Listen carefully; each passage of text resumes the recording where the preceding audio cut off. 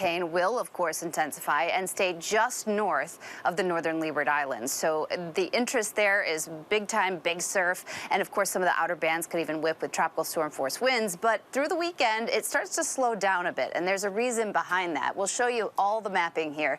The kind of cone stays narrow at first because that's where confidence is high, and then widens considerably as it gets north of Puerto Rico. And we'll tell you why. But first is that the temperatures in the ocean there in the Atlantic where it has formed are 3 to 4 degrees above normal. It is really warm. That is super jet fuel for this thing, and it will stay that way through the weekend. Then it enters some cooler waters. Franklin and Idalia had kind of upwelled the ocean a bit and cooled it off, which will, take it down a notch, but still plenty of fuel for the sustenance that Lee needs. What will happen here, and the spaghetti plots tell you that widening of them is because of confidence over time. So that's Tuesday, Wednesday, as it kind of approaches just west of Bermuda and sandwiched between the East Coast and Bermuda because of that driving high. The high goes clockwise. It steers, and then that trough will also steer. So it really depends on how strong and that kind of tug and pull of each of those as to how far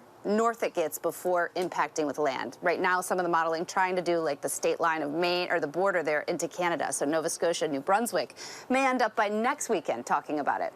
Now let's talk heat, because we have seen 100 degrees, the hottest September temperature on record for Washington, Dulles, Baltimore, their first September 100 since 1983, so 40 years. And we're going to do more daily records today. Until then, we cool it down in the Northeast. It will still be muggy through the weekend, but not in the 90s. Washington, D.C. gets down to 88. But look what happens. That ridge builds back. Dallas going to see days of records. Phoenix, after such an epic summer, could see more 110 pluses this weekend, which will make them break their all-time number of 110 pluses in a year.